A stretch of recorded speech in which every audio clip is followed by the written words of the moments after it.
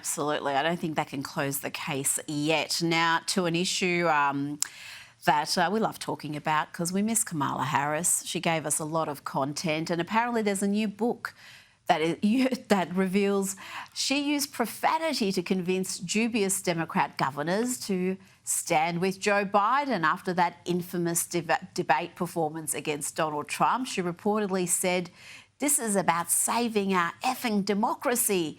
And the comment is revealed in an upcoming book on how Trump retook the White House and the Democrats lost America. And Kosha, it seems Kamala's blue talk there worked because right after the meeting, New York Governor Kathy Hochul and Minnesota Governor Tim Walz appeared in the White House driveway and they voiced their full support for the ailing president. Fascinating period in American history. We do miss her, and maybe she did fall out of that coconut tree. She kept talking about her mother, saying something along those lines.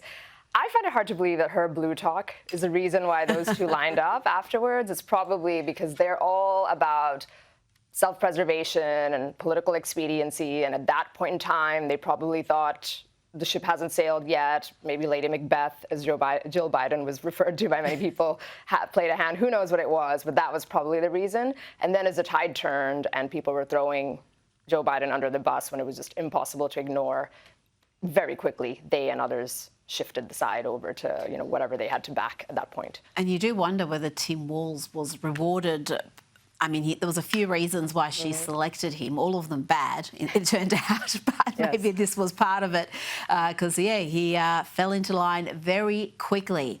Now, Donald Trump has published letters to 14 nations with tariff deals. Japan and South Korea will have a tariff rate of 25% applied. Other nations will face higher tariff rates from August 1. These include Thailand and Cambodia with 36%, Serbia and Bangladesh 35%, Indonesia 32%, South Africa 30%, and Tunisia, Kazakhstan and Malaysia 25%. But Kosha, what we want to know is, when will we know here in Australia what our long-term deal is? We're a close ally, and so far there's been no meeting with our Prime Minister and no long-term trade deal negotiated.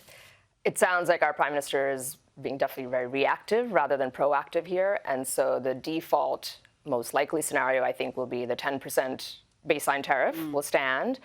Australia is not at risk for reciprocal tariffs because it's one of the few countries that has a trade surplus with the U.S. So that's what all those numbers that you just went through are about, because those countries we have huge trade deficits with. Steel and aluminum, supposedly a 50% tariff is on the table. That's what Trump wants to do because that sector, those two sectors in particular, are very important to him, and he really wants to revive them. It's his voting base.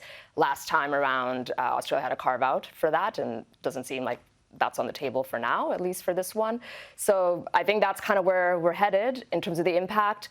I think the U.S. is maybe 5 to 7% of exports of Australia, so it's not a huge thing directly, and that's probably why Albanese is kind of playing, reactionary rather than proactive. Could we be getting, despite the fact that we're one of the very few countries with a trade surplus, could we be getting a less than ideal deal because of our government's reluctance to increase defence spending? We saw at NATO, Trump said that Spain was the only country that did not increase spending, and they were going to get a tariff deal that they did not like. They were going to pay one way or another. And I wonder whether that's in the thinking at all for the Trump administration when they come to a final figure for Australia. I think it's a good point, because in general, that's another one of Trump's planks, that if the U.S. is underwriting security for the rest of the world, we want to get paid for it. So that Australia kind of falls within that.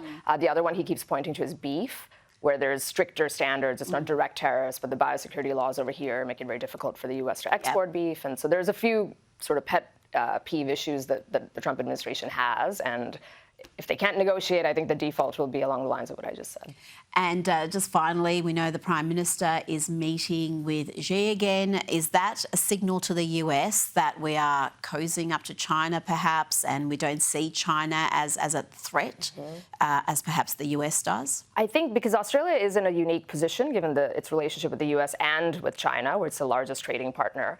And even if Australia won't be a direct beneficiary or won't be hit as directly because the U.S. is a small part of the exports, it will be indirectly because as the U.S. goes to trade war with China, China is the biggest importer of Australian goods. There will be ripple effects around that. And I'm guessing that that's part of what is in this meeting of signaling, this is a very important trade partner to us, and Australia is going to strengthen that as a way to somehow kind of shift the power dynamic between the U.S.